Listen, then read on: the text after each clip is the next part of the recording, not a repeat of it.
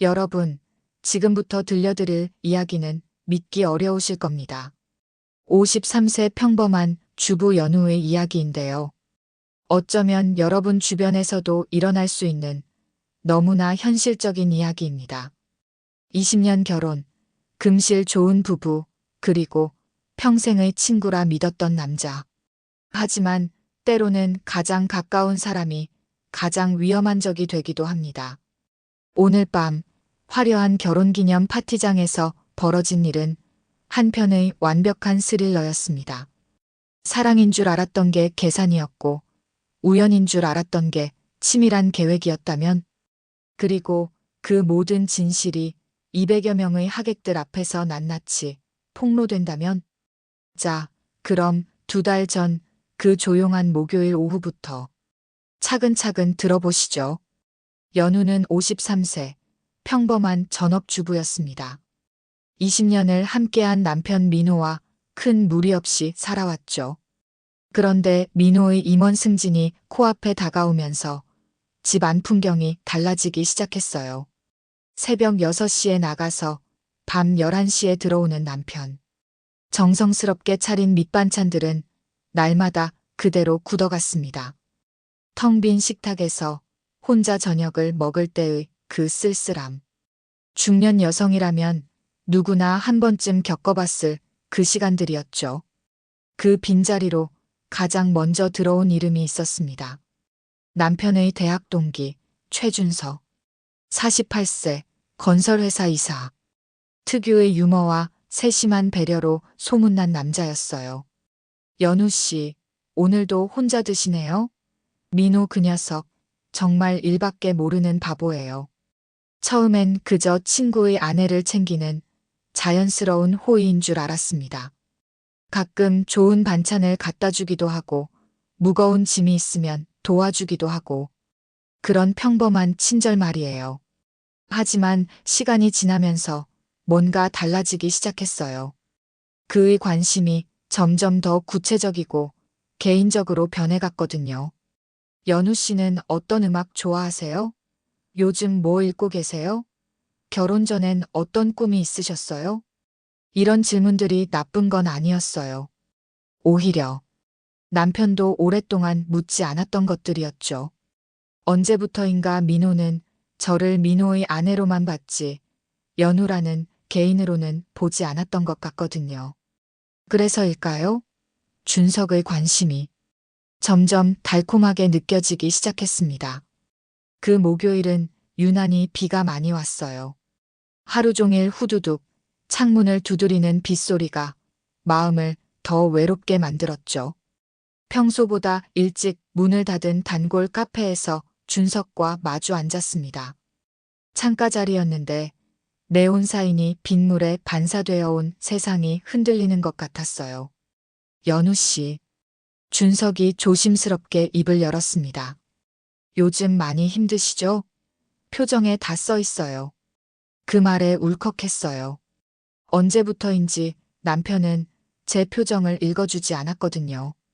피곤하다고 힘들다고 해도 다들 그렇게 살아라는 말만 돌아왔으니까요.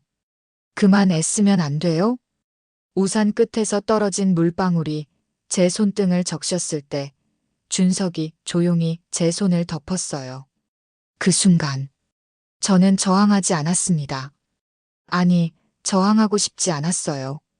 하지만 이상했어요. 그가 저를 집 앞까지 데려다 줄 때마다 마음 한켠에서 계속 경고음이 울렸거든요. 이건 너무 완벽한 타이밍이야. 마치 누군가가 원해서 만든 상황 같아. 여러분도 그런 경험 있으시죠? 뭔가 좋은 일이 생겼는데도 석연치 않은 느낌. 그런 육감 말이에요. 그 육감은 틀리지 않았습니다. 준석과 가까워질수록 작은 위화감들이 쌓여갔어요. 예를 들어, 제가 언급한 적 없는 제 일정을 그가 먼저 알고 있다거나, 남편의 야근 스케줄을 저보다 정확히 꿰고 있다거나, 심지어 제가 평소 즐겨가는 마트의 세일 날짜까지 알고 있었어요. 연우 씨, 오늘 마트 20% 할인이네요. 가실 거죠? 저는 그날 할인 소식을 모르고 있었는데 말이에요. 그러던 어느 날 결정적인 순간이 왔습니다. 거실에서 TV를 보다가 리모컨이 스피커 뒤로 떨어졌어요. 그걸 주우려고 손을 뻗었다가 뭔가 딱딱한 게 손끝에 닿았어요. 손톱만 한 검은 점. 처음엔 먼지인 줄 알았는데 자세히 보니 렌즈였어요. 카메라 렌즈. 우리 집 거실에 제가 모르는 카메라가 설치되어 있었던 겁니다. 그 순간 온몸에 소름이 돋았어요. 누가? 언제? 어떻게? 그날 밤 저는 집안 곳곳을 샅샅이 뒤졌습니다. 와이파이 공유기 뒤, 현관 신발장 위, 침실 콘센트 커버 뒤, 총 5개의 초소형 카메라를 발견했어요. 모두 같은 브랜드, 같은 모델이었습니다. 그리고 그 모델명을 인터넷에 검색했을 때 끔찍한 진실과 마주했죠. 불륜 증거 수집 전문, 배우자, 감시 패키지, 마이너스 이런 광고들이 줄줄이 나왔어요. 그리고 그 업체들의 후기 게시판에서 익숙한 뒷번호 조합을 발견했습니다. 준석이 쓰던 대포폰 번호 뒷자리와 정확히 일치하는. 그제야 모든 게 명확해졌어요. 저는 사랑받은 게 아니라 감시받고 있었던 거예요. 그리고 그 모든 친절과 배려는 덫이었습니다. 진실을 안 그 순간부터 저는 완전히 다른 사람이 되었어요. 겉으로는 평소와 똑같이 행동했지만 속으로는 치밀하게 계획을 세우기 시작했죠. 먼저 준석의 진짜 목적을 확실히 파악해야 했어요. 단순한 불륜이 목표라면 이렇게까지 치밀할 필요가 없었거든요. 뭔가 더 큰 그림이 있을 거라고 생각했어요. 그래서 일부러 미끼를 던져봤습니다. 요즘 민호가 회사에서 엄청 무리하는 것 같아요. 승진 발표 때문에 스트레스가 심하대요. 그래서 이번 결혼기념 파티도 좀 크게 하려고 해요. 기자들도 몇 분 초대한다고 하더라고요. 그 말을 했을 때 준석의 반응. 완전히 달랐어요. 평소의 여유로운 미소가 아니라 순간적으로 번뜩이는 야심의 빛이 눈에 스쳤거든요. 그리고 아주 짧게 심장이 빨라지는 게 목 부분에서 보였어요. 아, 이 사람은 공적인 망신을 노리고 있구나. 많은 사람들 앞에서, 특히 기자들 앞에서 스캔들을 터뜨려서 남편의 사회적 생명을 완전히 끝장내려는 거구나. 왜 그런 짓을 하려는 걸까요? 답은 의외로 간단했어요. 준석은 민호와 같은 회사 계열사 이사였고 둘 다 같은 임원진 자리를 노리고 있었거든요. 그런데 민호가 먼저 승진하면 준석의 기회는 최소 3년은 더 기다려야 했어요. 거기다 최근 대주주 딸과 약혼을 발표한 준석에게는 민호의 실패가 곧 자신의 성공이었던 거죠. 저는 그냥 그의 목표를 달성하기 위한 도구였던 겁니다. 사랑은커녕 감정조차 가짜였어요. 진실을 안 이상 저도 가만히 당하고만 있을 수는 없었어요. 하지만 혼자서는 한계가 있었죠. 그래서 전문가의 도움을 받기로 했습니다. 남편의 대학 후배 중에 경찰청 디지털 포렌식 팀에서 일하는 친구가 있었어요. 김영사라고 불렀는데 민호와는 선후배지만 저와도 안면이 있었거든요. 형사님, 부탁이 있어요. 이유는 묻지 마시고 이것만 확인해 주세요. 제가 발견한 카메라들과 준석의 대포폰 정보를 건넸죠. 김영사는 심각한 표정으로 자료를 받아보더니 이렇게 말했어요. 이거 보통 일이 아니네요. 며칠만 시간 주세요. 일주일 후 김영사에게서 연락이 왔어요. 만나자는 거였죠. 조용한 찻집에서 그가 건넨 USB와 서류 뭉치를 보는 순간 저는 할 말을 잃었습니다. 준석이라는 사람, 단순한 스토커가 아니에요. 이건 완전히 조직적인 작업이었어요. 김영사의 설명에 따르면 준석은 지난 3개월간 총 7개의 업체를 통해 감시 장비를 구입했다고 했어요. 단순한 카메라가 아니라 실시간 스트리밍이 가능한 고급 장비들이었죠. 여기서 끝이 아니었어요. 더 충격적인 건 이거예요. 김 형사가 보여준 통화 기록. 준석이 영상 편집업체와 나눈 대화들이었어요. 불륜 장면만 강조해서 편집해주세요. 날짜, 시간 워터마크도 선명하게 하고 언론에 배포할 용도니까 화질도 최대한 깨끗하게. 이 대화가 녹음된 날짜는 저와 처음 카페에서 만나기 일주일 전이었어요. 즉, 그는 아직 아무 일도 일어나지 않았을 때부터 이미 편집을 주문해둔 거였죠.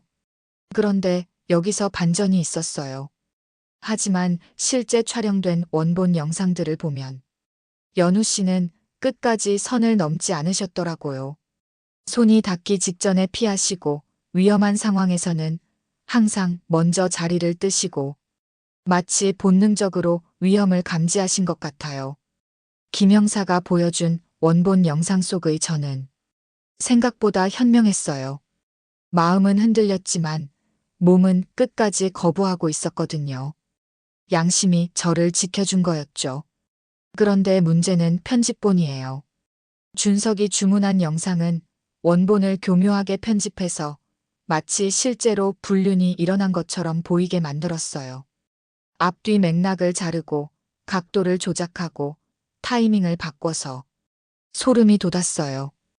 그러니까 저는 실제로는 아무 잘못도 하지 않았는데 영상을 통해서는 죄인으로 만들어질 뻔했던 거예요.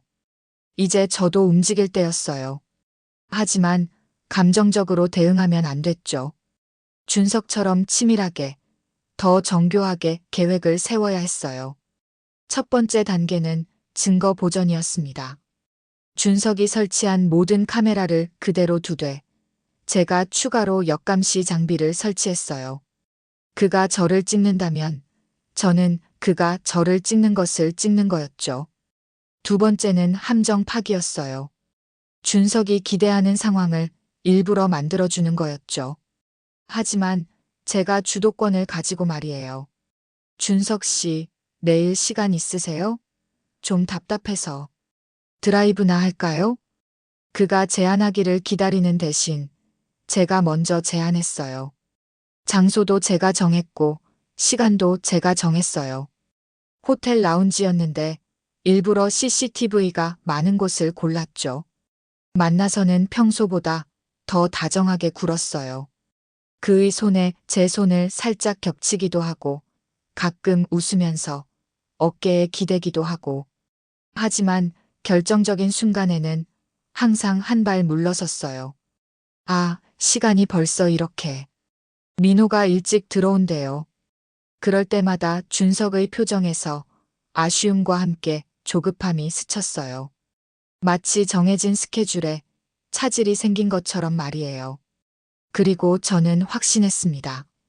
이 모든 게 시나리오라는 것을. 세 번째 단계는 그의 진짜 계획 파악이었어요. 우연히 그의 가방에서 뭔가를 목격했거든요. 연회장 평면도였어요. 우리 결혼기념 파티가 열릴 호텔의 평면도에는 빨간 펜으로 표시들이 되어 있었어요. CCTV 사각지대, 음향 부스, 기자석 이런 것들이요. 그 순간 등골이 서늘해졌어요. 그는 단순히 저와의 불륜 영상을 찍는 게 아니라 파티 당일에 그걸 공개할 작정이었던 거예요. 200여 명의 하객들과 기자들 앞에서 남편을 완전히 매장시키려는 거였죠. 드디어 결혼기념 파티 당일이 되었어요. 호텔 연회장은 금빛 조명으로 반짝였고 200여 명의 하객들이 모였죠. 가족, 친구, 동료 그리고 몇몇 언론사 기자들까지. 민호는 단상에서 건배사를 했어요. 여기까지 올 수 있었던 건 제 평생의 친구 준석이 덕분입니다. 그 말에 장내가 웃었고 박수가 터져나왔어요. 저는 조용히 와인잔을 내려놓았습니다. 파우더룸에서 돌아온 제 손끝은 아직도 떨리고 있었어요. 오늘 밤 모든 걸 끝낼 작정이었거든요. 사회자가 마이크를 잡았습니다. 부부의 20년을 담은 특별한 영상을 준비했습니다. 조명이 어두워지고 대형 스크린이 켜졌어요. 처음 30초는 평화로웠어요. 웨딩 사진, 신혼집 열쇠, 아이 첫돌. 모든 게 아름답고 따뜻했죠. 그런데 갑자기 화면이 흔들리더니 색감이 바뀌었어요. 낯선 호텔 복도가 나타났어요. 푸른 렌즈 플레어와 함께 기둥 뒤로 스치는 두 사람의 실루엣. 그리고 화면 좌측 하단에 박힌 타임코드. 날짜, 시간, 그리고 원본 메타 정보가 선명하게 보였어요. 관객석이 술렁이기 시작했어요. 하지만 이건 준석이 만든 편집본이 아니었어요. 원본 그대로였거든요. 화면 속에서 저는 분명히 있었지만 손이 닿기 전에 피했고 문이 닫히기 전에 빠져나왔어요. 편집하지 않은 진실만이 흐르고 있었죠. 그 다음에 나온 영상이 더 충격적이었어요. 윤곽만 보이는 남성이 렌즈를 닫고 카메라를 설치하는 과정. 그리고 화면 오른쪽 아래 거울에 반사된 얼굴이 선명하게 드러났어요. 최준석이었습니다. 관객들 사이로 그의 이름이 속삭임처럼 퍼져나갔어요. 누군가가 벌떡 일어섰죠. 바로 준석이었어요. 이거 조작입니다. 누가 이런. 하지만 그의 말은 세 번째 영상에 의해 잘렸어요. 그가 업체와 나눈 전화 통화 녹음이었거든요. D-60 작업 순항. 승진 발표 전에 터뜨리면 끝이야. 기자들 앞에서 공개하면 완전히 매장될 거야. 자신의 목소리가 연회장 스피커를 통해 울려 퍼지는 걸 들으며 준석의 얼굴이 하얗게 질렸어요. 그 순간 저는 단상으로 걸어 올라갔어요. 마이크를 잡고 숨을 길게 들이마셨죠. 200명의 시선이 저에게 집중되었어요. 안녕하세요. 저는 오늘의 주인공. 아니, 피해자 연우입니다. 목소리가 떨리지 않게 최대한 침착하게 말했어요. 여러분이 방금 보신 영상들 모두 사실입니다. 저는 흔들렸어요. 2달 동안 남편의 친구에게 마음이 기울었죠. 하지만 끝까지 선은 넘지 않았어요. 제 양심이 저를 지켜줬거든요. 잠시 숨을 고르고 계속했어요. 그런데 그 흔들림조차도 누군가의 치밀한 계획이었다는 걸 알았습니다. 제가 사랑받은 게 아니라 이용당한 거였어요. 제 감정을 가지고 놀았고, 제 집에 몰래 카메라를 설치했고, 제 남편을 무너뜨리려고 했어요. 관객석이 완전히 조용해졌어요. 바늘 떨어지는 소리까지 들릴 것 같았죠. 그래서 오늘 이 자리에서 저는 제 잘못과 함께 진짜 범죄자를 고발합니다. 모든 증거는 이미 경찰에 제출했어요. 그 순간 연회장 뒤쪽 문이 열렸어요. 평상복을 입은 형사 2명이 들어왔죠. 한 명은 곧장 음향 부스로, 다른 한 명은 준석을 향해 걸어갔어요. 최준석 씨, 통신비밀보호법 위반, 주거침입, 업무방해, 협박미수 혐의로 동행하겠습니다. 준석은 마지막 발악을 했어요. 민호, 너는 내가 아니면 여기까지 못 왔어. 이게 다 뭐야? 하지만 민호는 조용히 고개를 들어 친구를. 아니, 이제는 더 이상 친구가 아닌 그 사람을 바라봤어요. 내 인생에서 내가 차지한 자리는 오늘로 끝이다. 준석이 수갑을 차고 끌려나가면서 소리쳤어요. 연우, 넌 깨끗해? 내가 먼저. 저는 마이크를 통해 단호하게 말했어요. 나는 오늘 내 죄를 내 입으로 말했어요. 당신의 죄는 증거로 드러났고요. 그 차이가 당신을 무너뜨릴 거예요. 파티가 끝난 후 집에 돌아와서 민호와 저는 오랫동안 마주 앉아 있었어요. 아무 말 없이 그냥 20년의 시간을 되돌아보며 제가 먼저 입을 열었어요. 여보, 나 흔들렸어. 변명하지 않을게. 민호가 고개를 끄덕였어요. 나도 빈집을 만들었어. 일이라는 핑계로. 그 한마디에 허공에 매달려 있던 20년의 무게가 툭 떨어졌어요. 깨진 건 환상이었고 바닥에 남은 건 현실뿐이었죠. 우리는 결정해야 했어요. 새로 시작할지, 이대로 끝낼지. 쉬운 결정은 아니었어요. 하지만 적어도 서로의 잘못을 솔직하게 인정하는 것부터 시작하기로 했죠. 우리는 부부 상담을 시작했어요. 주 1회 전문가와 함께 우리의 상처를 하나씩 들여다보기 시작했죠. 처음엔 정말 힘들었어요.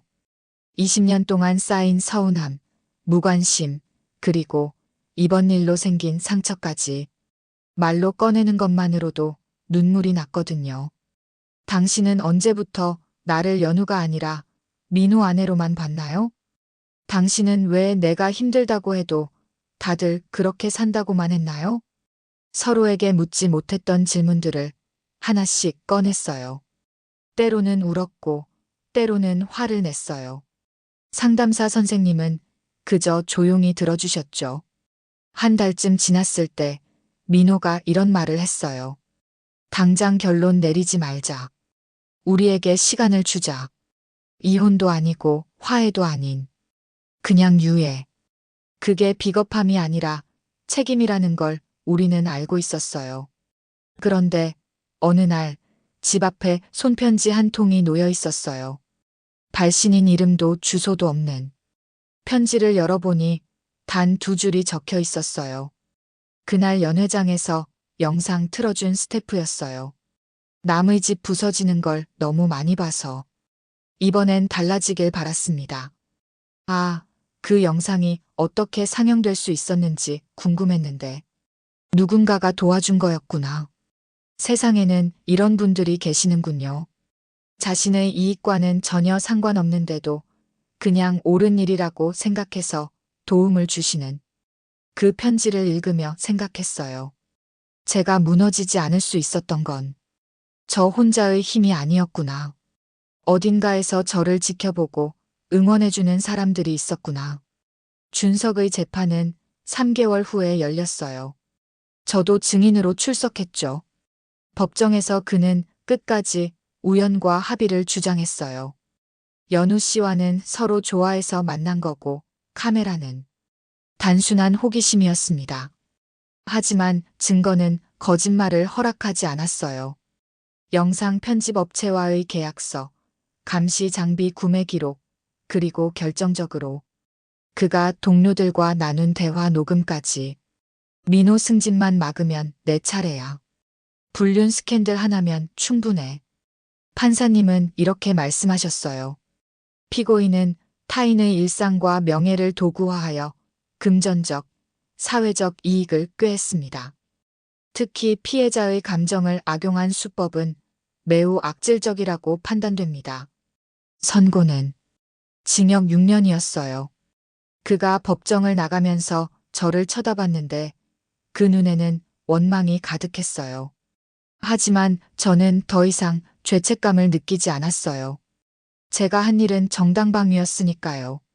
재판이 끝나고 몇 달 후 저희 부부는 작은 카페를 차렸어요. 민호는 승진을 포기하고 명예퇴직을 선택했거든요. 더 이상 그런 경쟁에서 살고 싶지 않아. 처음엔 걱정됐어요. 20년간 회사 생활만 했던 사람이 갑자기 장사를. 하지만 의외로 민호는 카페 운영에 재능이 있었어요. 손님들과 이야기하는 것도 좋아하고 커피 내리는 것도 금세 익혔죠. 저는 오랜만에 연우로 살아가고 있어요. 민호의 아내가 아니라 카페 사장 연우로.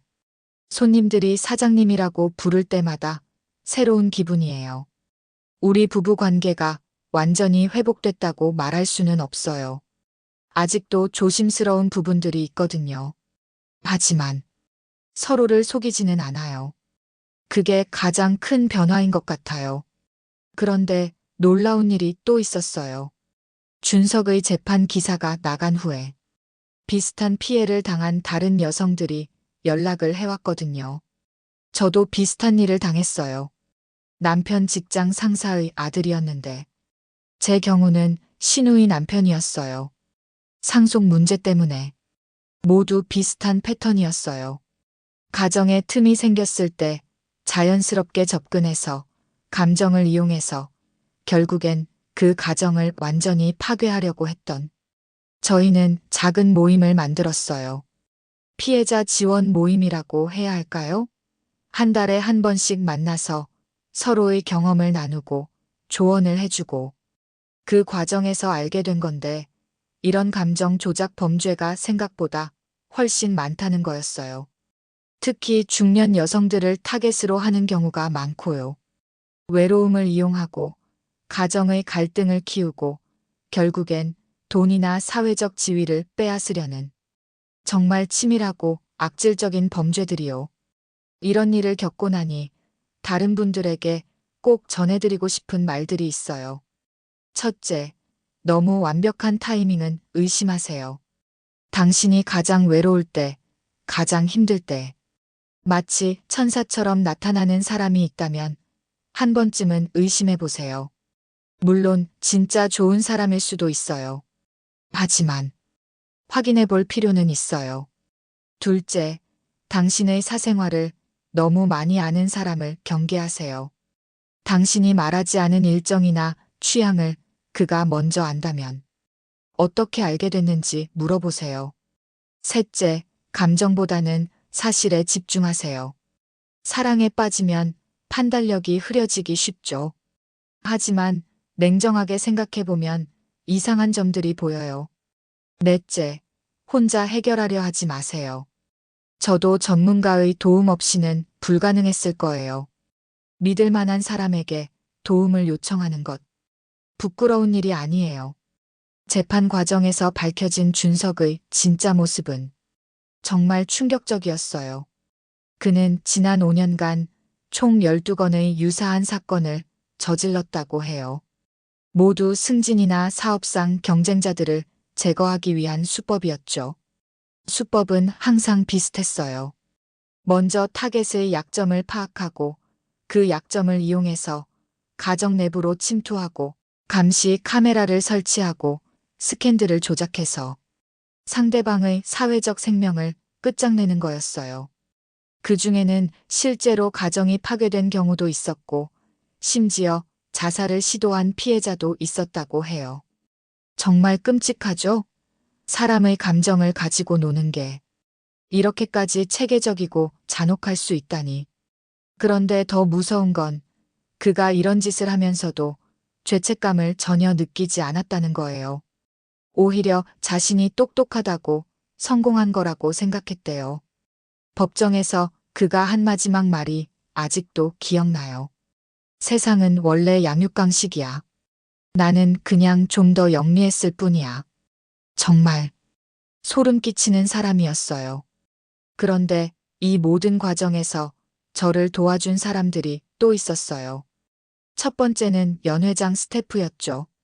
그분이 편지를 보내주지 않았다면 저는 그날 밤 진실을 공개할 용기를 내지 못했을 거예요. 두 번째는 김 형사님. 개인적인 부탁임에도 불구하고 성실하게 수사해 주셨죠. 세 번째는 의외의 인물이었어요. 바로 준석의 전 부인이었거든요. 재판 후에 연락이 왔어요. 그분도 비슷한 피해를 당했다고 하더라고요. 준석과 결혼했을 때 그 역시 남편의 경쟁자를 제거하기 위한 정략 결혼이었다는 걸 나중에 알게 됐다고. 그 사람은 사랑을 모르는 사람이에요. 모든 인간관계를 계산으로만 바라보죠.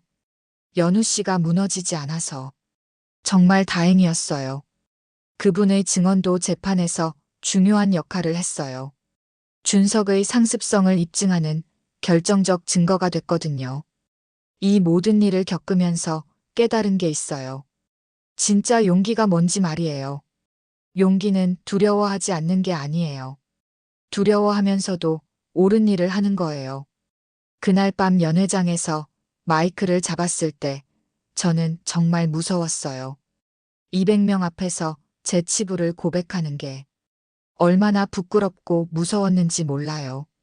하지만 그 순간 제가 침묵한다면 준석은 또 다른 피해자를 만들어낼 거라는 생각이 들었어요.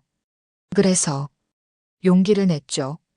그리고 지금 생각해보면 그게 제 인생에서 가장 잘한 일 중 하나인 것 같아요. 요즘 저희 부부의 하루는 이래요. 아침 6시에 일어나서 같이 카페 문을 열어요. 민호는 커피를 내리고 저는 샌드위치를 만들죠. 단골 손님들이 오시면 같이 인사하고 가끔 이런저런 얘기도 나누고 예전처럼 완벽한 관계는 아니에요. 아직도 서로 조심스러운 부분이 있거든요. 하지만 서로를 속이지는 않아요.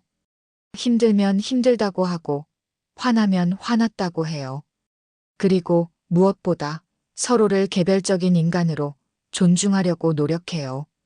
저는 민호 아내이기 전에 연우이고 민호는 연우 남편이기 전에 민호니까요. 가끔 단골 손님들이 물어보세요. 사장님들, 정말 금슬이 좋으시네요. 비결이 뭐예요? 그럴 때 저는 이렇게 답해요. 비결이라기보다는 서로 솔직해지려고 노력하는 거예요. 완벽하지 않아도 되니까 그냥 진실하게. 여러분, 이 이야기를 통해 꼭 기억해 주셨으면 하는 게 있어요. 첫째, 감정은 흔들려도 증거는 흔들리지 않습니다. 사랑에 빠졌다고 생각될 때일수록 냉정하게 상황을 판단해 보세요. 상대방의 행동이 정말 자연스러운 감정에서 나온 건지 아니면 계산된 건지. 둘째, 완벽한 타이밍은 의심하세요. 당신이 가장 약할 때 나타나는 구원자. 정말 천사일 수도 있지만 악마일 수도 있어요. 셋째, 혼자 끙끙 앓지 마세요. 믿을 만한 사람에게 도움을 요청하는 것, 전문가의 조언을 구하는 것. 부끄러운 일이 아니에요. 오히려 현명한 선택이죠. 넷째, 진실을 말하는 용기를 가지세요. 비록 부끄럽고 두렵더라도 진실을 드러내는 것이 결국 모든 사람을 구원해요. 다섯째, 완벽한 관계는 없어요. 하지만 서로 노력하는 관계는 있어요. 중요한 건 완벽함이 아니라 진정성이에요. 지금도 어딘가에서는 준석 같은 사람들이 누군가의 감정을 가지고 놀고 있을 거예요. 특히 우리 같은 중년 여성들을 쉬운 타겟으로 생각하면서 말이에요. 하지만 기억하세요. 우리는 생각보다 강해요. 우리에게는 경험이 있고 지혜가 있고 무엇보다 진실을 구별하는 능력이 있어요. 그 어떤 달콤한 거짓말보다도 우리 자신의 직감을 믿으세요. 그리고 혹시 지금 이 순간 뭔가 이상한 상황에 놓여 계신 분이 있으시다면 혼자 고민하지 마시고 주변에 도움을 요청하세요. 세상에는 선량한 사람들이 악한 사람들보다 훨씬 많아요. 저의 이야기가 누군가에게는 경고가 되고 누군가에게는 용기가 되길 바랍니다. 마지막으로 지금도 저희 카페에는 이런 문구가 걸려 있어요. 감정은 흔들려도 증거는 흔들리지 않는다. 이것이 제가 2달간의 악몽을 통해 배운 가장 소중한 교훈입니다.